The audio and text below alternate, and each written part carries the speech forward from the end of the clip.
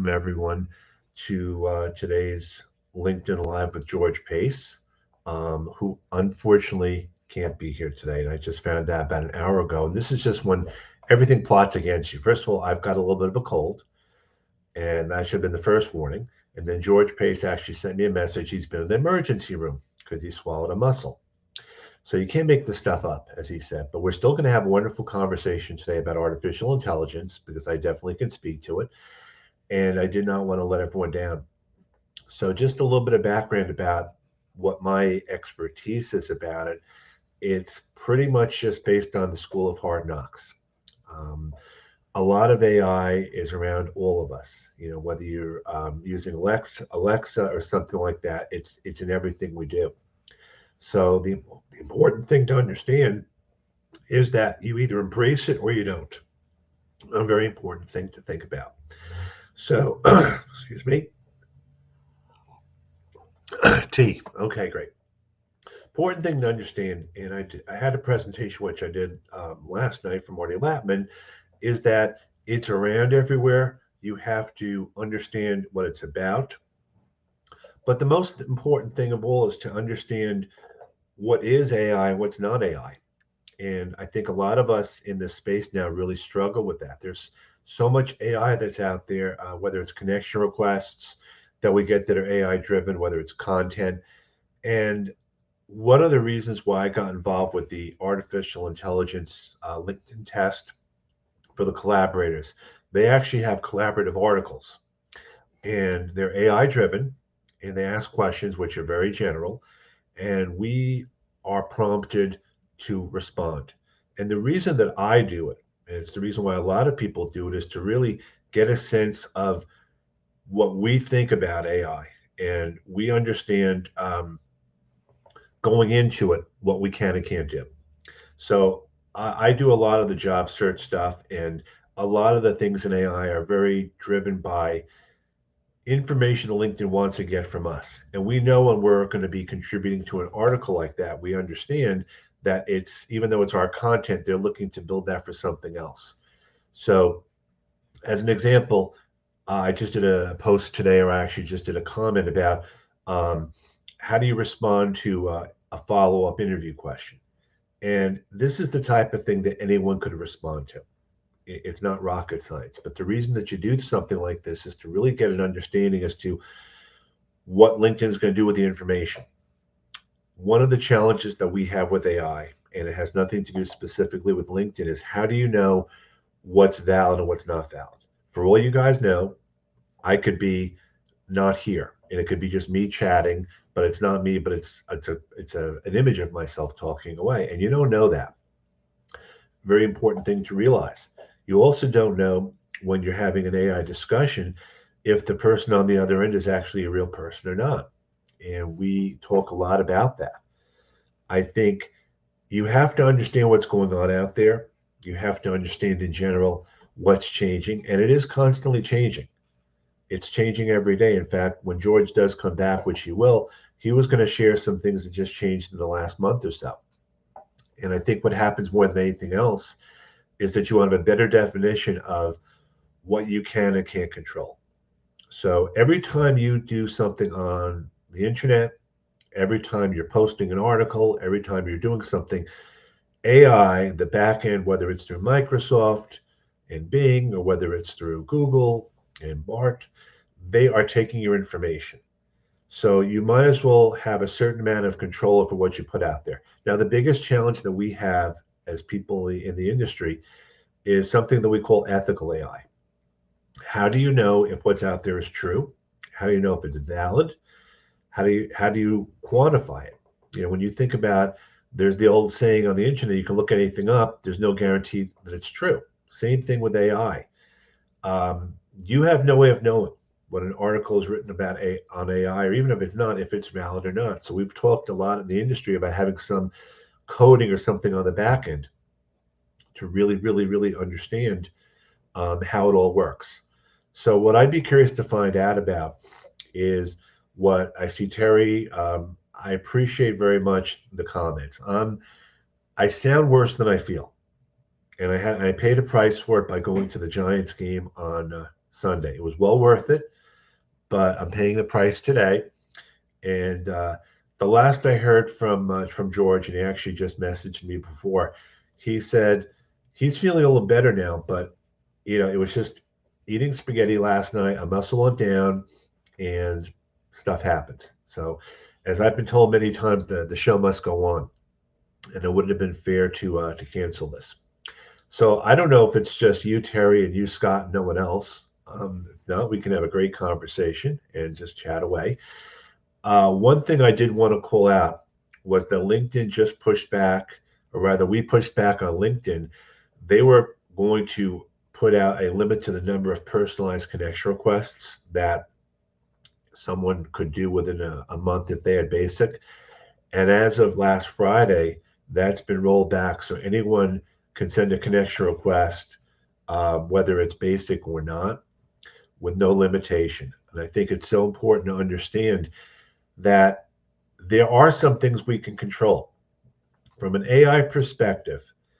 And I look at AI all the time. For example, Lee Hecht Harrison, we talk about AI a lot there for how we can support the candidates. And I'll tell you why. I'll get a resume from someone, and at the same time, I don't know what they do. I have no idea what they do because there's so many different things out there. So what I'll do is I'll go to a chat GPT or a Bard or something to get an idea about what the job is. What are the main responsibilities? Now, I'm not doing that to do a copy and paste it, to plagiarize it or do it on a resume, but it's for learning. It's for research so I can better service my clients. And I think the most important thing to think about is that when you do anything online, you want to think about why you're doing it. Most important thing about when I'm going on ChatGPT, and I did this for a demo I did last night. I did a thing on ChatGPT, and I said I would like a personalized connection request for someone I want to connect with an IT, and it came back with a great connection request, which I could have written myself, except for the fact that it was more than 300 characters. And so that gets us all thinking about, well, what is a real request and what is not a real request? And honestly, that was one of the impetuses, I think, misdirected behind what LinkedIn was looking to do with limiting the connection requests and the personalized ones, because I think they thought that having these personalized connection requests, which might have been just a chat GPT cut and paste, was going to stop things. And it doesn't stop things. Nothing stops AI, and you have no control over what it does in terms of, um, yes, thank you very much. Just to kind of do a pushback again.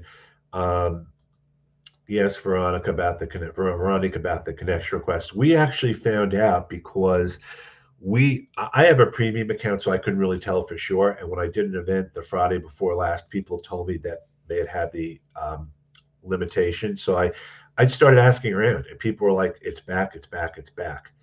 So I think that was extremely helpful. It was the second time it's actually happened. We did this about a month and a half or 2 months ago when LinkedIn took away the locations on our profiles. So I think it's important to understand there are some things we can do. We need a community. And just to let you know, Linda, I actually have chicken soup waiting for me downstairs for my wife, which I'm very much looking forward to. I have a thing, and maybe it's just me. I don't like to do tea unless I'm really, really sick. Maybe it's just the way I feel. I think that the main thing is that um, if I was working in the workplace right now and I had a cold, maybe I put a mask on. Maybe I would try to persevere a little bit, but I'd be letting down my work team. And I think of everyone here who's attending. You guys are my team. You guys are my digital team. And while I don't know a lot of you personally, I've gotten to know you through your comments, and I think that's such an important part of this. So I try to support all of you the best way I can. And I think the most important thing to understand is that um, anything that we do on this platform, and I think I've said this again and again to people, and it's true with AI, it's true with anything else. You either embrace it or you're not for what it has there. Um, The information on ChatGPT and BART and all these other things is only as good as the content that's out there. So you're better off supporting the content. Now, you don't know, and none of us know for sure where the future goes with this. There's no question in my mind that as we speak now, job seekers are dealing with resume questions that a hiring manager has had ChatGPT post about and get responses to. I think it's so important to understand the mindset. I've been told by some recruiters that ChatGPT and other AI is actually writing job specs based on criteria. Um, Again, this reminds me a little bit of what happened when the job boards came out. The job boards came out, and you would have Career Builder, you'd have Monster, you'd have all these things, and the mindset was put your resume up there. It's going to be simple. It's going to go out to anyone and everyone, and it kind of backfired when so much information was out there, and it became really hard for recruiters and the like to really take care of it. And I think you have a little bit of a this is what I worry about with AI. You're going to do job specs, you're going to do interviews, recruiters are going to send it out there, job seekers are going to send it back with AI. It's going to be AI fighting AI.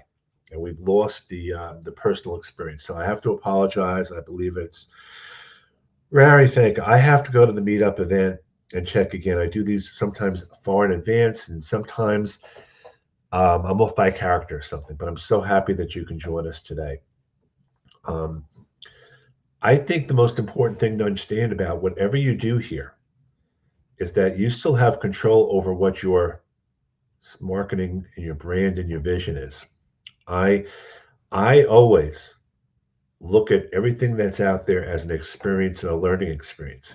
If I'm in job search right now, I want to know what's going on. I want to be prepared. Something like these AI tools, they are really great to get interview questions answered. Again, where do you see yourself in 5 years? We all have these throwaway questions. You can get some decent responses there. Um, I think you have to turn the tables as much as possible. So I will say this: I bourbon, honey, and lemon. I'm not sure if it's any good at healing. It knocks me out. Well, I can promise you guys that when this is over, I'm going to be probably napping out a little bit. But again, I'm here because I feel I feel it's important to be here. I think it's important to be here to support other people. I can't just not come on because I don't feel well within reason. Because everyone, even if you don't expect to be here or you just want to show up, I want to make sure I'm there for sure. So again, Carol uses resume, worded, and job scan. Again, this is all important things. Are there other good tools you can use to initiate? There are a lot of tools out there. I'd be curious to know if people in the audience have any thoughts about it.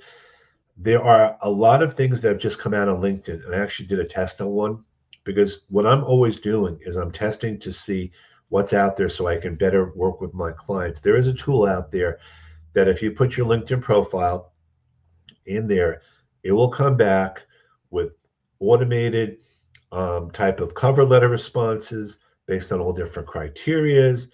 It'll align you with certain job specs, and what it's missing, and all these tools are missing, is the personal aspect. What ChatGPT and AI cannot determine is tone, and it can't determine sarcasm, happiness, support. It's just a robot. It's just a tool. So when I heard about AI, I embraced it. And George and we've had a lot of conversations about it. And those of you that know George know really well, he does a show every Sunday at 9 o'clock in the morning on Facebook Live. This is his passion. And I asked him once, what is it about that you like? And he said, I just love learning stuff. And one of his takeaways is every day you need to learn at least two or three things. Read a thing or two. It doesn't have to be a lot, but it's always learning. I'm learning about myself. We're all learning about each other. And I've learned through the LinkedIn events, I've learned through meeting people how important it is. A week and a half ago, I did my first in person session in a really, really long time in Mercer County, which is about an hour and a half away from me. And I probably could have done it online, but I really missed seeing people in person. I miss the human touch, which is exactly what Terry is alluding to. Those of us in the New Jersey area know um, there are some things. Dave Shuckman, who does this event every Friday, he has his Hawaiian shirt on, and I miss seeing the Hawaiian shirt, and I miss seeing Alex Freund, and I miss seeing a lot of people. Um, I've constantly said to people whenever I go away, let's try to get together somewhere. And as Tara said here, it is a tool, but it does not replace the good human writer or brand builder, which is absolutely true. You can hire, you can use a chat GPT to write posts on LinkedIn.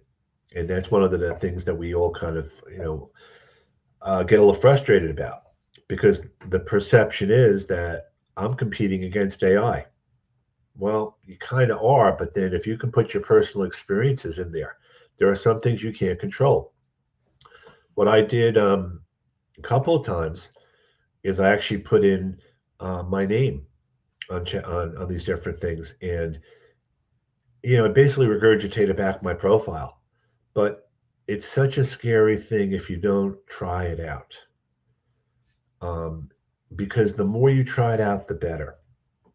From a job search perspective, I use it as a reference.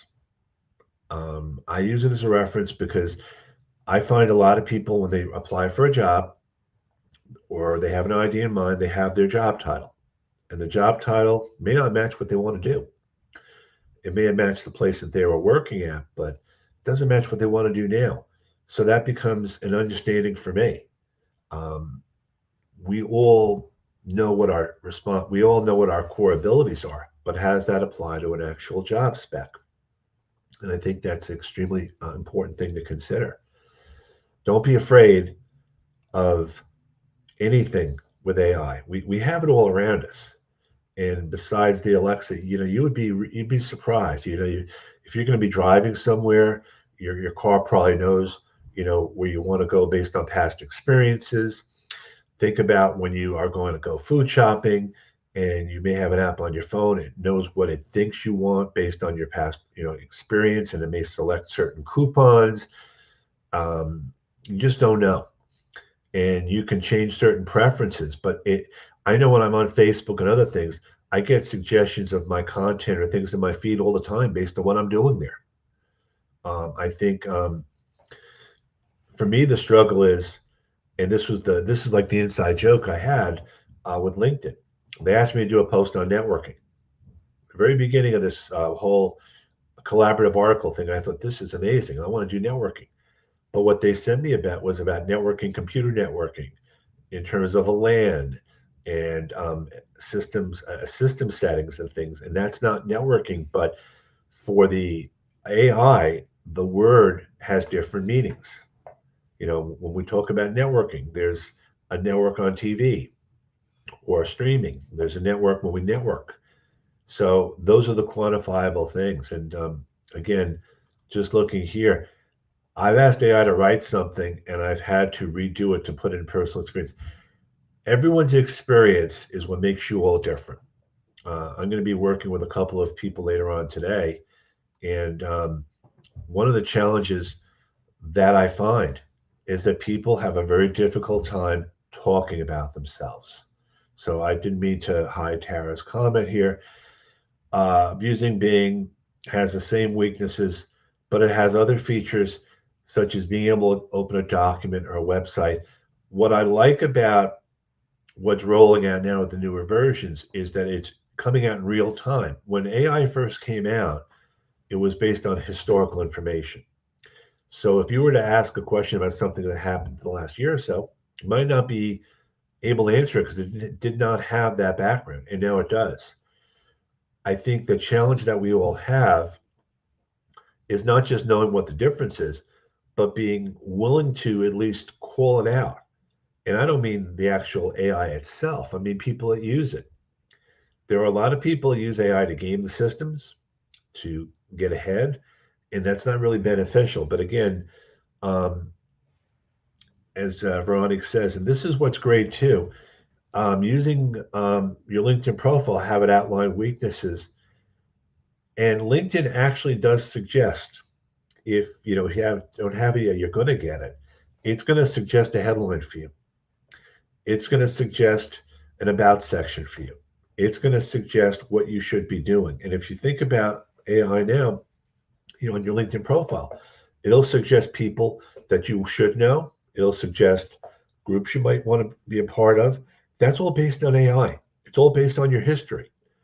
None of us know what's going on behind the scenes. No one knows exactly from a coding perspective what it means, but every keystroke, everything you do is going to feed information into whatever the mechanism is.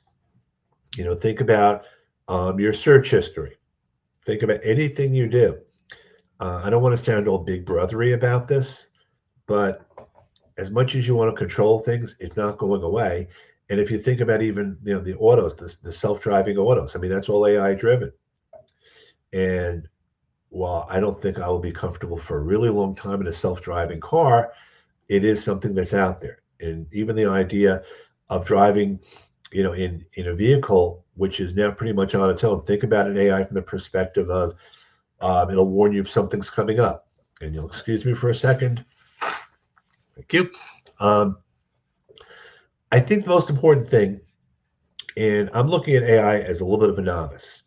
When George talks to me about things, I don't want to say I roll my eyes, but I'm like, okay, that's great, George, but put it in English. And it's kind of like if you know something like the back of your hand and you can talk to another person about it, but there's a person on the side that's like, speak to me in English. That's what happens. And I think that's one of the challenges. And again, George is speaking in AI, very specific language. He's done coding for many years. And I think, and again, as one of the things which I do a lot of time, I actually did this one time with AI, is actually, I asked it for a recipe. I asked it for a gluten-free recipe, gluten-free pasta recipe with certain ingredients, and it wrote the recipe out for me. I think what you have a challenge with is, where does it go? Where does it end? And no one knows where it's going to go and where it's going to end. It's like anything else that's going on out there. But the more you know, the better. Even what's going on, if you think about your day-to-day life, there are things all around you that you probably take for granted. Notifications, comments, everything is automated to some extent. If you're going to get a job spec or get, on someone's list or something, it's all based on preferences you've set up. So as Terry says, which is very true, it's our new personal assistant. And I go back and I'm trying to think, it's on Sirius XM. I go back to there. There was this tool in the 80s that was like a precursor to the phones and things. It was like a personal assistant that would come out. It was on a cartoon or something, and things have just changed so much. I mean, I get a kick out of how the technology has changed over time. I remember, and this is going to really date me, so I'll apologize in advance, but I remember going to the World's Fair in New York City, 64, 65. And I remember seeing things on display there that were like, oh my God. And one of the things was a phone where you could see the other person on the other end. And I never envisioned that being that way. Well, fast forward now, the application became, instead of personal, it became a business one. That's how we have Zoom now and all those other platforms, because of that mindset. So you just never know where something's going to go. I don't have a crystal ball with AI. I don't think anyone does, but I definitely think that the more we can not just embrace it, but understand it, there are going to be jobs in AI. There's no question in my mind. And I think a lot of the jobs in AI may be jobs that have to be created. There has to be someone on the other end that manages the AI and determines what's correct and not correct. And maybe there has to be a rating system. I mean, on LinkedIn right now, you can put a comment in AI in the collaborative articles, but there's no way to prove it's right or not. It's just a comment, and there's no way to question it. It's just, you're just adding to a feed. So, looking at this comment here, there's an AI tool on Twitch called Ask Jesus. How do you think we should assess when enough is enough? Or should AI be no holds barred? You know, my thing is this: I think humans have to make certain determinations as to what can and can't be done. Um, the AI is only as good as how it's programmed. It's not going to replace humans. You know, we've talked for years and years and years about the fact that um, some jobs are going away because of automation, but new jobs get created. So, as Terry says, which is true, embrace it, understand it, but don't trust it. I don't trust a lot of stuff out there. Forget about the spam emails and the things you don't want to click on. I just have a certain mindset about me. And there's been talk, which I hope it comes to pass. I was on a call that there's going to be some tagging or something behind the images or the videos on online to prove that it's been authenticated. Because right now it's really hard to know if something is real or not. And we've all gone down that road before. And I think the scary part for me is you don't know, I'm talking now, you don't know if it's me or if it's just something I pre recorded, or it could be my voice. And if you don't know what I look like, it could be someone else. These are all the challenges. And I don't mean to open up a whole Pandora's box. I'm looking at this pretty much from um, a very basic perspective. You know, George will talk in a lot of detail about a lot of specifics, and he will talk about what the future holds, and he'll definitely talk about it again. My What I do for George and what George does for me is we kind of we support each other because George is a great IT person, even more than me. He can get into the weeds, but then I'll say to George, what does it actually mean? What's the use case to prove that it's valid? And it's not that he doesn't know; it's that he's not thinking that way. I'm thinking when I think of AI and I think of job search, I think about real life applications for it. You know, you can go online and get the answer to a lot of different interview questions. You can go online and get a lot of information about a lot of different companies. Um, Getting a kick out of this here. Yes, we know that this call, and I'm going to say this: we know that this call is not pre-recorded because you're bringing up the comments to chat. For all I know, chat AI could do this too, and it could automatically program like every 10 seconds or every 15 seconds, whatever the comment is, will come up. And I think that that's an important, and I say that half jokingly. I mean, um, we all know who we are, but I also know that I find it challenging to know what is good and what is not good AI. I am at a point now where I see a lot of connection requests that I can sense that they're AI. I can't prove it from a research standpoint, but they just seem like it. You know, it's like it's just too much salesy. Or even when I get the multiple messages, and I know LinkedIn does mean well. But what LinkedIn really needs to do, if you're listening, again, I say this caveat all the time. I love LinkedIn. I love everything about it. I really do. But I think some of the things that can be done are easier than you think. I think you have to start with how you determine when someone reports and blocks something. There have to be other mechanisms than the options you give now. There has to be an ability to let people know. I mean, how many times have you gotten a connection request or a message from someone who has a profile? That's all they have. And you do a search for their picture and they're not real. And we all know that. When I say we, I mean, we can tell. But at the same time, LinkedIn looks the other way, I think, sometimes. So I'm just looking at this comment here. What AI tool would you suggest would use to optimize your LinkedIn profile? I mean, I wouldn't use an AI tool to optimize your profile. I think um, the again, if you're looking for advice, you can ask AI questions and things. Whether and I don't think it makes a difference between Chat GPT and Bart and all the others, but you're going to get back regurgitated information. if you've been an entrepreneur for a decade and you've never had to look for a job before, then you want to think about the things you can do for that next employer. And it's going to be very hard for a robot to really come up with um, the answer because they don't know you. You know, I would have a conversation with you, and I would want to tell me what is it about you that you're looking to do. What is it in your history? And it's not just a back and forth, sending a message, getting one back. It's having a conversation. I think, and I'm wondering, coach who has done the same live show with audience questions for about 10 years. All right, could be anyone. Could be anyone. I think if there's going to be one takeaway with AI, you want to take advantage of what's there, but you don't want to let it become who you are.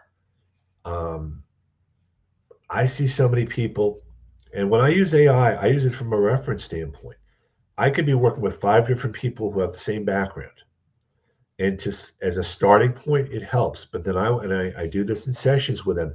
I want them to talk to me. What is it about them that's different? And it could be something they hadn't thought about. You want to get the person's attention, and it's not just about one thing. AI is part of a bigger equation. There's applying online, there's AI, there's networking, the real type, but it's really more about who are you? What do you do? What are you going to do for me?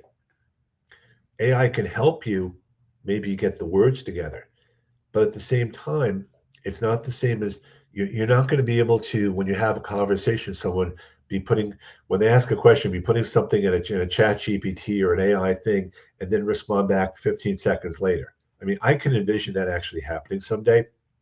I'm on an interview now and they're asking me a question, and off to the side, maybe I'm doing uh, whether it's voice activated or not, I'm going to put the question in and then see what the response is, and then reply back. Well, then it becomes like their AI is going to talk to my AI. So why do I need people? You know, why do I need someone to do the work? And I think for me, it's about being a little bit realistic. I remember when LinkedIn first came out, I started using it in a certain way. I think the challenge for me has been over time to let people know that it's a starting point. Everything we do in life is driven by AI in some way, shape, or form. It's based on what our past history is. It's based on what we are going to do in the future. Think about coming up with Black Friday and Cyber Monday. You're going to get some advice and some suggestions based on your past history of purchases. You're going to know it's going to come up with recommendations. If you go to Amazon and you look at your purchase history, well, they know what you purchased. They're going to remind you of other things, and maybe you need this to supplement this. So you're not going to stop buying stuff online. You're not going to, go under a a rock, so to speak. But this is when people say to me, "How come these computers or these things know so much about you?" Well, you're giving them a lot of information. And again, so this brings up the comment, and I have to talk about this from a personal experience. I actually was on a call with LHH with someone who said to me, um, "What do you think of my profile picture?" And I said to the person there, "I don't see your profile picture." Say, "Of course it's there." So LinkedIn user, and I think it may be Al from Georgia, you don't have your settings set up so we can all see you. So maybe that's by design or not. But after this call, if you are on a LinkedIn user side, you do want to go to your settings. But all kidding aside, um, it's an amalgamation of everything from the best to the worst. I use it for ideas all the time. I use it because I have a person that is interested in a new job. They lost their job and they have 4 different job titles on their resume, and they're all 4 different jobs, and they're all confusing. So I want to know what the differences are between them. Now, I'm not doing anything that someone else can't do. I think part of job search is to take advantage of the tools that are out there. but I wouldn't be a slave to them.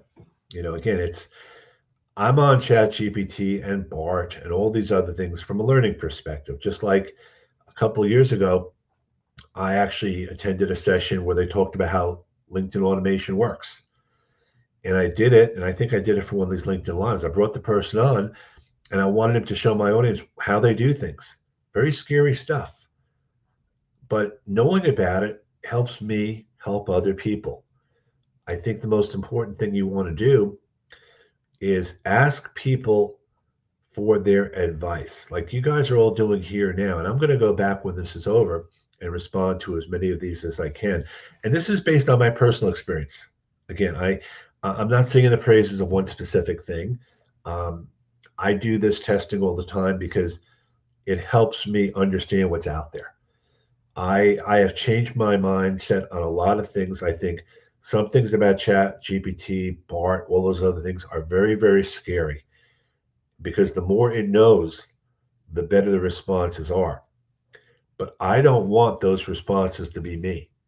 I don't want those. I want, it's like if I'm writing a book, maybe I'm going to have the outline, maybe I'm going to have some chapters, maybe I'm going to have some thoughts. Look, these tools can write a book for you. They could actually write a book on how to do anything. They can do a term paper. I know in education, they struggle with this all the time. That's not the goal of this. There are some ways that it can make your life easy and simpler, but that's not the goal. I don't want to be that person on the couch just kind of waiting for the AI to do everything for me. And again, I go back to my thinking of the Jetsons and all those things which have come to pass. It's more about knowing what the tools are above anything else. So I'm going to end this call now. If it's okay with you guys, thank you very much. George will be getting back to me at some point. Next week is Halloween, and I am going to be in my Halloween costume. And Christine Dykman, who's on the call now, knows what that costume is. I was a LinkedIn head coach for job search, and it was a takeoff on what I do on LinkedIn, and I happen to be a New York Giants fan. It was just a cool thing.